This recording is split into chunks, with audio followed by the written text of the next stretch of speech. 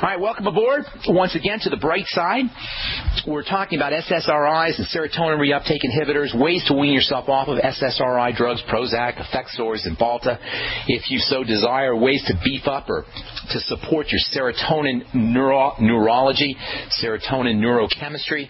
We talked about eating more protein, especially tryptophan-containing protein, eggs, whey, organ meats, dairy products in general are all going to be good sources of tryptophan. Soy is an okay source of tryptophan too. You also want to make sure that you're eating carbohydrates with your protein, but those carbs have to be veggie or should be veggie-based carbs, non-starchy veggie-based carbs. We've been addressing the problems associated with grains. We talked about Orphans, these morphine-like compounds that are found in grains. And we've been talking for the last couple of days about lectins. Lectins are protein substances that are found throughout nature. They're sticky. They stick to sugars in the body. They can wreak havoc on the body. They can be responsible for blood clotting problems, coagulation of the blood. They can be responsible for gluten intolerance. In fact, the gluten intolerance issue is really a lectin issue. They can be responsible for H. pylori infections in the digestive tract. Lectins are responsible for urinary tract infections. Cancer metastases requires lectins. So taking care of lectin chemistry in the body is very important. Number one, you want to be careful about ingesting lectins, and this is one of the most important reasons why you want to stay away from grains. One of the most important reasons. There's lots of things in grains that are problematic, and this simplistic silliness about gluten-free is nothing more than just that, simplistic silliness and a license for many people to eat gluten-free pasta and gluten-free rice and gluten-free pizza and gluten-free beer, oblivious to the fact that there's many more things in grains than gluten that can cause problems. Gluten-free is a simplistic cliche, and all it means is that you've got extracted one of the problematic fractions out of grains, but you've left many other problematic fractions in grains, and there's lots of them that are lectin-related that have nothing to do with gluten. So if you're still experiencing problems and you're gluten-free, chances are you're ingesting some of these non-gluten-based lectins that can cause problems in the body. So what do you do? Well, number one, avoid intake of problematic lectins. But number two, there's wonderful nutritional supplements that you can use. The main strategy for preventing lectin damage is to slime your lectins, to saturate the lectins with polysaccharides, which is the chemical nature of slime. Pretty much all gelling sugars are going to provide you some protection from lectins, whether it's modified citrus pectin, which we talked about yesterday, MCP, or glucosamine, or chondroitin, or hyaluronic acid. All of these things you can get through Youngevity or through health food stores or on the internet. All of these, because of their gooey, slimy, jelly-like properties, all these substances can interfere with lectins' pro-cancer, pro-inflammatory properties. Even mucus can do it. And in fact, the body is going to secrete mucus as a protective response to lectins. If you ever notice that you feel clogged up and snotty in response to ingestion of grains or ingestion of dairy, chances are you are reacting, or your body is reacting to the lectins. If you're eating lectin-containing foods like wheat and barley and other grains, potatoes or tomatoes or strawberries, you've potentially experienced activation. If you've experienced this secretion of mucus, you've potentially experienced your body's anti-lectin mechanisms. The last anti-lectin food that I want to talk about, and then we're going to continue on with ways to protect yourself from SSRIs, to wean yourself off of SSRIs, and to support your serotonin chemistry. We'll continue with that after I talk about this last lectin or anti-lectin food / nutritional supplement, and that is human breast milk, mother's milk. And considering that mother's milk, breast milk, is perhaps nature's most perfect food for humans and for all mammals. Mother's milk is the most perfect food for that type of mammal. The mammal that all mother's milk is specific for specific mammals, and that is the mammal's most perfect food. Dog mother's milk is a puppy's perfect food. Cat mother's milk is a kitten's perfect food. And human mother's milk is a baby's perfect food. And considering the perfection of breast milk, the absolute packed nature, nutritionally packed nature of breast milk, this should come as no surprise that it's going to be anti-lectin. Aside from the fact that human mother's milk is chock full of building nutrients, proteins, and fats, and by the way, cholesterol, human mother's milk is loaded with cholesterol because you're building a baby, and cholesterol is a building substance. Just another reason, another way to demonstrate the stupidity of anti-cholesterol strategies. That's a whole other story. If you're interested in learning about that, you can go back to our archives. We talked about how important cholesterol is for a couple of weeks back in November and December. In any case, breast milk, in addition to being loaded with proteins, loaded with fats, loaded with cholesterol, breast milk contains substantial lectin-binding sugars that protect babies from bacterial attacks, as well as from food toxins. And for those of us who can't get to a breast, fear not, because as it turns out, the lectin-binding sugars that are found in mother's milk are concentrated in the watery portion of the milk. Milk is a complex fluid composed of fats and water, and as we've said many times in this program, the vast majority of the good stuff in breast milk, in all milk, is in the watery portion, which is technically called whey. Whey and whey protein powders contain many factors besides the amino acids and the proteins that are involved in the building process.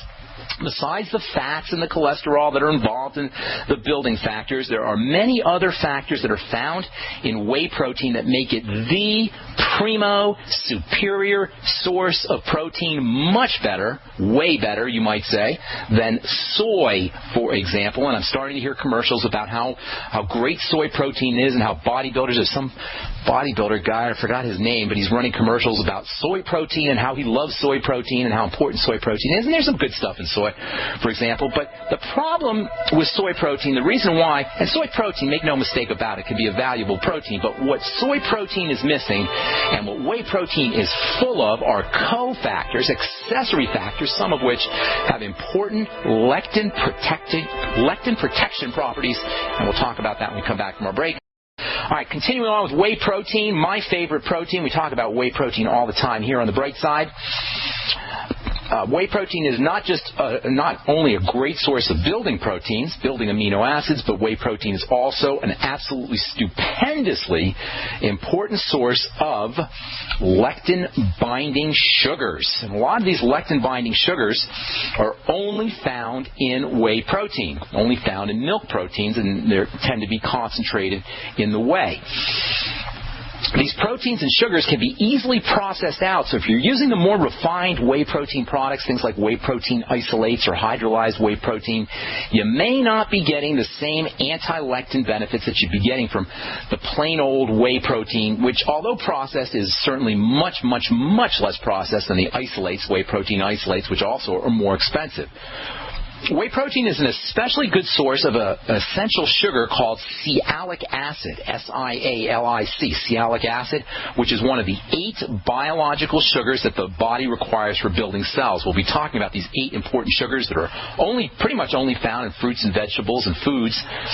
You can get some supplemental forms of these basic sugars, but for the most part, these 8 basic sugars are only going to be found in foods, and whey protein is a especially good source of one of these 8 proteins, 8 sugars called sialic acid. Sialic acid is very important for building a baby's brain and eyes, nervous system, and general neurology.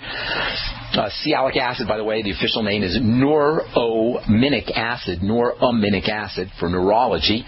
And breast milk, particularly the whey portion of breast milk, is an especially rich source of this neuroaminic acid. So if you're using soy protein, or if you're using a non-whey protein, you're going to be depriving yourself of one of nature's richest sources of this neurology-building sugar, sialic acid, which is also very important for lectins, or anti-lectins. How cool is it that whey protein, on top of all its important protein benefits, is also lectin binding?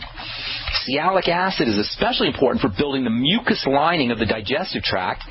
And as we said earlier, mucus is one of nature's most protective anti-lectin substances, one of the body's most protective anti-lectin substances, and sialic acid from whey is used by the body to build this mucus lining.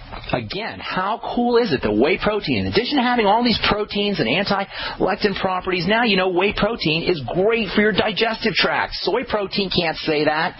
In fact, soy protein can be a huge, huge digestive tract problem. Remember, mucus is particularly lectin binding and because of the sialic acid content of mucus, anything that gives you sialic acid is going to help you with your digestive tract. Eggs are also an important source of sialic acid, which makes eggs, as well as whey, super important lectin-binding substances, brain-building substances, and digestive support substances as well. Bottom line, if you're a vegetarian or you're just eating a lot of veggies and grains or dairy, you are going to want to protect yourself from lectin-based reactions. If you've got autoimmune diseases or any inflammatory diseases, arthritis, Hashimoto's thyroiditis, MS, all degenerative diseases really have some kind of inflammatory component. If you're dealing with mental health issues, brain fog, schizophrenia, if you have a child with autism, you may be dealing with lectin intolerance, and using whey protein on a regular basis can be one of your best anti-lectin or lectin-binding strategies. If, God forbid, you have cancer and you want to prevent metastases, spreading of the cancer, or if you suspect you have a problem with lectins for whatever reason, look to whey protein. Look to lectin protection strategies. Use the glucogel caps with meals. Take the glucogel caps on an empty stomach. Take a couple of swigs of Z-radicals after your meals. Eat lots of seaweed. Eat lots of algae. Take high hyaluronic acid capsules. There's so many of these anti-lectin strategies. And even though lectins are indigestible, they can be at least partially decreased and deactivated by fermenting and soaking and cooking and sprouting. Although, if you're really sensitive to lectins, even sprouting lectins can be, even sprouting your grains can still leave the lectins in, and you can still have a problem. But still, sprouting, cooking, soaking, fermenting, these are some of the ways that you can help reduce the lectin contents of food, and you may be able to enjoy your favorite lectin-containing food, whatever that is, with less inflammatory distress. I could tell you that lectins can exacerbate diabetes. They interfere with the action of insulin. They may be associated with weight gain. I could tell you about lectins and appetite, increasing appetite and affecting appetite suppression biochemicals. I could tell you that eating lectins can potentially keep you hungry, which means lectins can initiate two of the most important non-inflammatory health considerations, obesity and diabetes. But I think by now most of you guys should have a basic idea about lectins, the problem with lectins, lectin avoidance.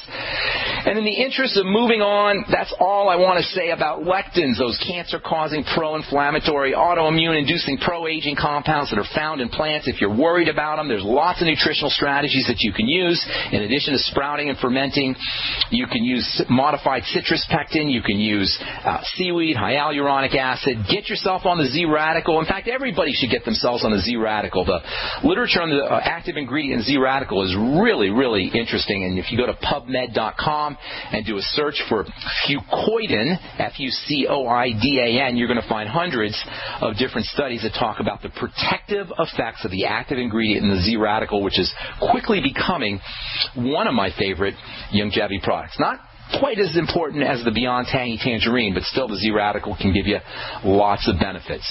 A couple last things I want to say about lectins, because the attachment is so adhesive, this lectin to sugar attachment is so sticky and so resilient, it can persist for days or weeks or even months after you stop eating a lectin food. So if you have a wheat allergy or gluten intolerance, or you have some problems with grains and you lay off of grains for a couple of days or a week and you're still having problems, chances are that lectin attachment is so adhesive and resilient that it's going to take some time for it to detach. And if you use some of these sliming ingredients like the Z-radical and glucosamine, the things we've been talking about, that can help increase the speed at which these lectin attachments dissolve.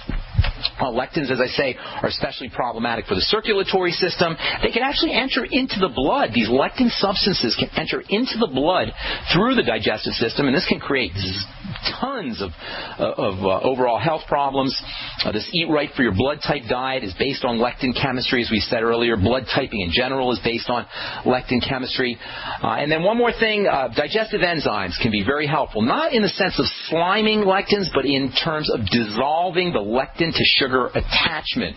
So if you're dealing with some kind of lectin issue and you've laid off of gluten and you laid off the lectin-containing foods, but you're still having problems, try using digestive enzymes, taking them on an empty stomach, and that may help detach lectins off of the body cells. And that's all I'm going to say about lectins, at least for now. On our next program, we're going to continue with SSRI weaning strategies, ways to wean yourself off of SSRIs and support your serotonin system. We'll continue that on our next Bright Side episode. All right. right, good morning, everybody. Welcome aboard. We're talking about ways to get off of SSRIs, serotonin reuptake inhibitors. For those of you who have been listening, you will recall that serotonin, far from being the happy hormone that it's portrayed to be in the media, serotonin is a vigilance hormone. It's an awareness hormone. It's a hormone that is designed by nature to keep us vigilant and aware and able to withstand the vicissitudes, the ups and downs of day-to-day life. It is the quintessential waking hormone. And if you want to know what serotonin is all about, go get yourself a couple of melatonin, which opposes or antagonizes the activities of serotonin. When you take your melatonin, you'll find that you're relaxed and you can go to sleep. It induces a little bit of grogginess. These are all the antithesis of the serotonin response. The serotonin response is vigilance and wakefulness, and this is what accounts for the side effects of those nasty, nasty drugs, those SSRI drugs that potentize, that strengthen, that enhance the serotonin response pharmacologically, sometimes to the point where people feel rageful and violent and suicidal.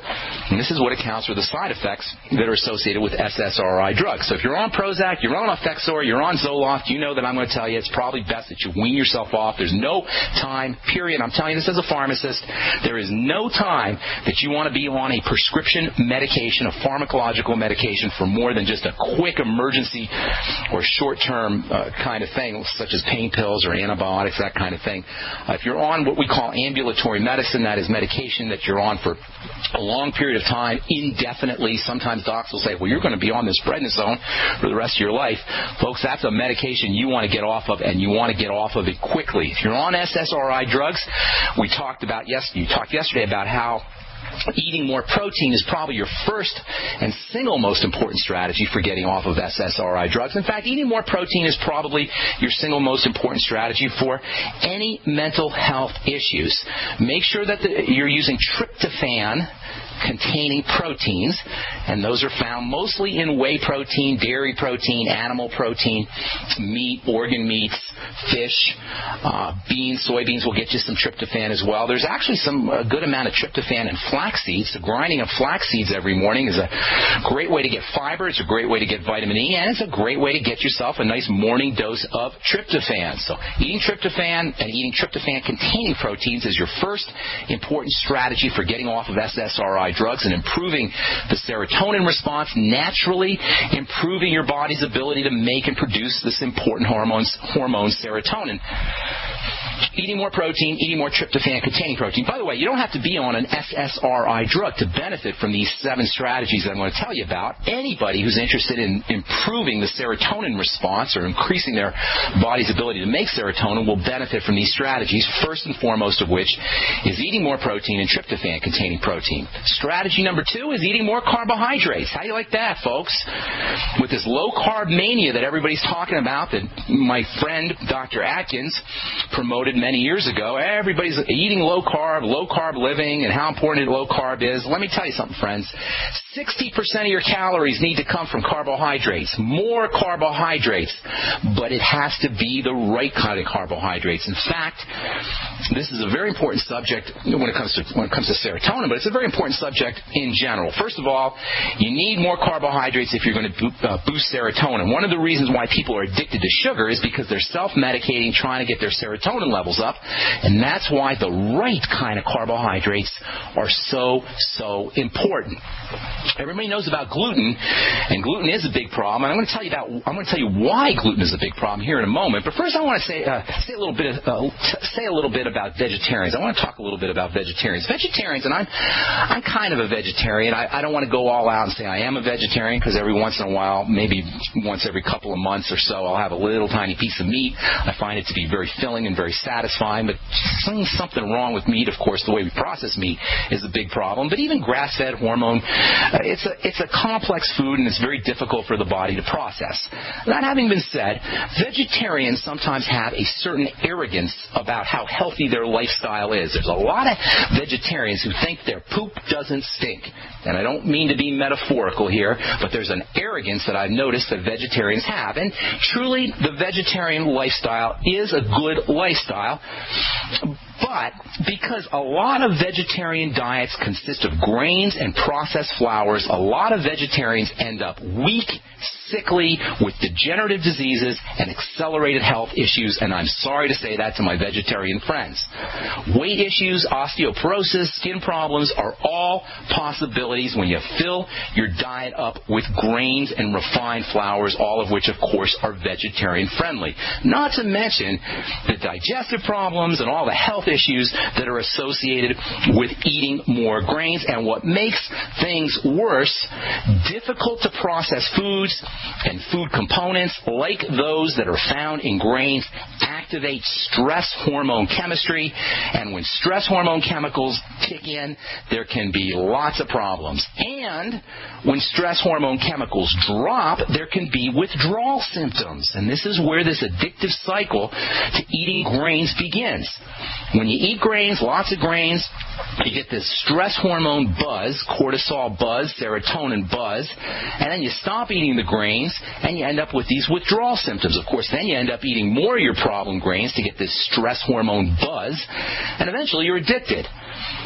An addiction to grains and flours and refined carbohydrates is a huge, huge problem, and it's responsible for much degenerative disease. It's responsible for much health costs, and unfortunately, it's responsible for a lot of profits for industrial corporate food manufacturers like Keebler and General Mills and Frito-Lay. Think about it. All of your huge food companies are making their money on grains and gluten-containing flours that have ridiculously high profit margins and are substances that we are addicted to. Do you know that there are substances in grains that act like heroin, that act like morphine, that have the same addictive potential as heroin and morphine and opiate-like drugs? I'll tell you what I mean when we come back from our break. Did you know that there are substances in grains that act like heroin? They're actually called Orphans, exo meaning outside and orphan meaning opiate-like. These are outside the brain, opiate-like substances. These Orphans are so named to distinguish them from endorphins, which some folks have heard of. Endorphins are opium-like substances that are made in our brain, in our nervous system. Endorphin substances are nature's way of relieving pain. They're our own natural pain relievers. We make our own drugs, people. We make our own medicine. Deepak Chopra tells a really neat story where he's sitting on an airplane, and the guy next to him asks him if he wants a little bit of Valium. This guy next to him has some kind of plane problem, plane phobia, or plane sickness, and he's taking a Valium, and he turns over to Deepak Chopra, according to the story that Deepak Chopra tells. He turns to Deepak and says, "Would you like a Valium?" And Deepak says, "No thanks, I'm making my own." Sort of like that. And the point being, we make our own Valium. We make our own pain medicine. We make our own anti-anxiety medicine. We make our own pharmacology. Runners and athletes know about making their own endorphins. These are the biochemicals that allow high-powered athletes to break past the pain barrier, to get that runner's high and take home the gold or accomplish whatever kind of athletic feat they're aiming for. I remember when I was a kid, there was a football player named Jack Youngblood, and he actually played an NFL playoff game with a broken leg. Can you imagine this? He played a NFL game, and I don't know if you've ever watched an NFL game, but these are violent episodes. Can you imagine this? This isn't I'm not talking about a little hairline fracture. He had a totally fractured leg bone. He literally had snapped his fibula like a pencil. Yet he still managed to perform at a world-class athletic level, and this, my friends, is the power of our own natural chemistry, the power of our endorphins. How cool is it that we have our own pain-killing pharmaceuticals in our brain? There's at least 20 different types of these pain chemicals that we make, 20 different types of endorphin-like compounds, and by the way, they're all, or at least most of them, are produced in the pineal gland, in the middle of your brain, that little piece of tissue that sits between the two halves of the brain. If you're thinking, oh, that pineal gland, I heard that before, it's probably because we've been talking about the pineal gland as a source of the production of serotonin and melatonin, and now you know the pineal gland is also a source of the production of endorphins. The pineal gland is key. It is unbelievably important.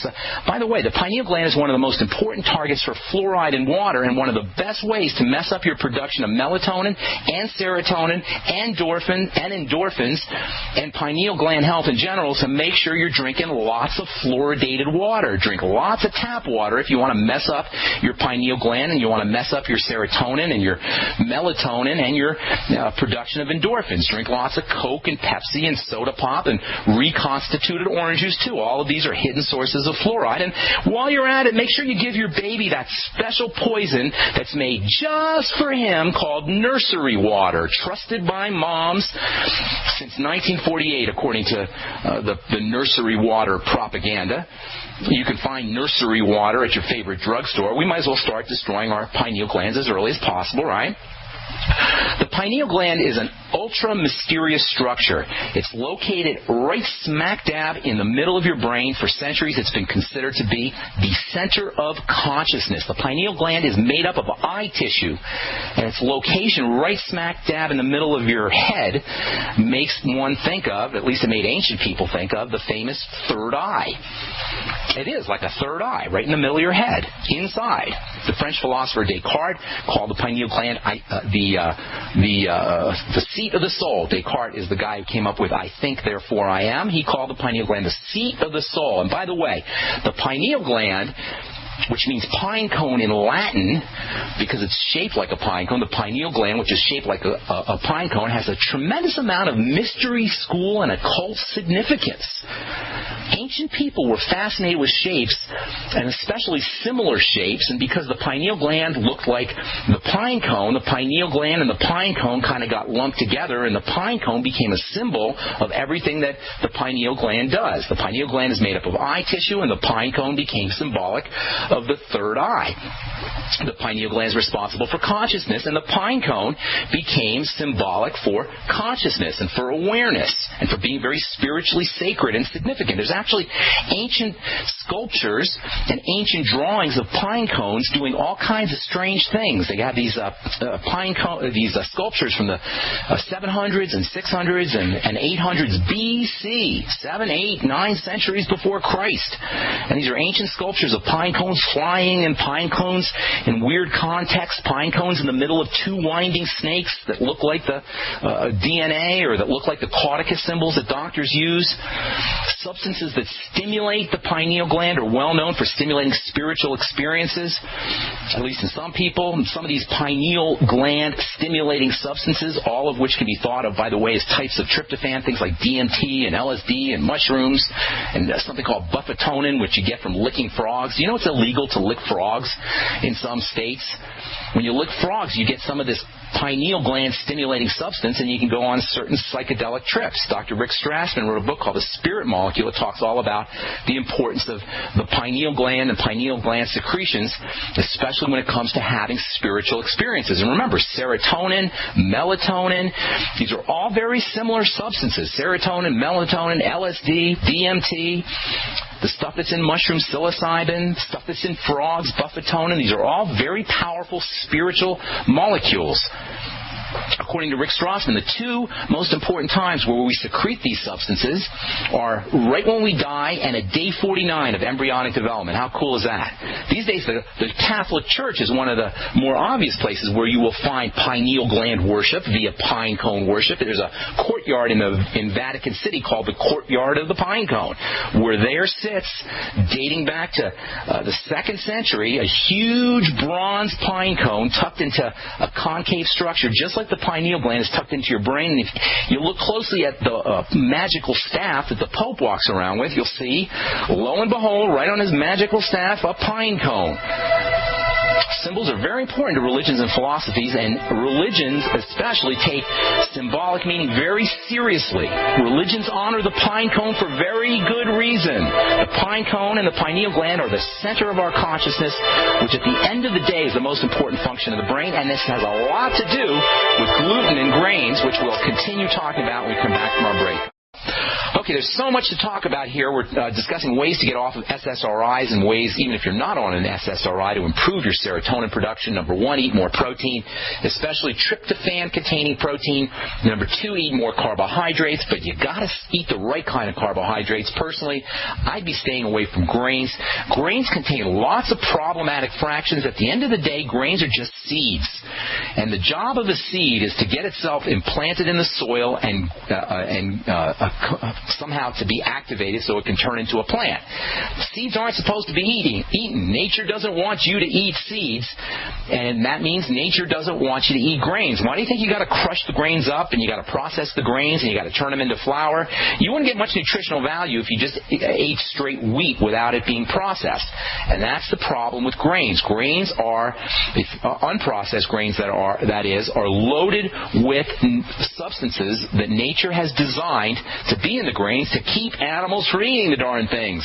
We're not supposed to be eating grains. And grains are loaded with complex anti-nutrient factors, only one of which is gluten. So when you see your gluten-free brownies and your gluten-free pizza, that doesn't mean that that's a nutritionally valuable food or even a nutritionally appropriate food.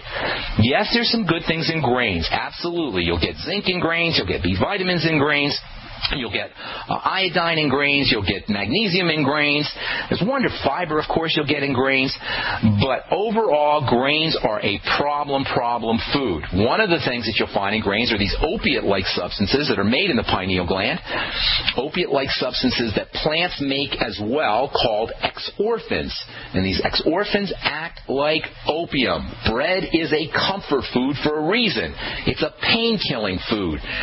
This is one of the main reasons why people get addicted to their breads and why it's so tough to get off of them. Well, if you're trying to get off of grains the same way as if you're trying to reduce your intake of carbohydrates, there's one simple strategy, and that is to eat more protein. And I'm sick and tired of hearing alternative health practitioners talk about how you don't need so much protein and we get too much protein, blah, blah, blah, blah, blah, blah.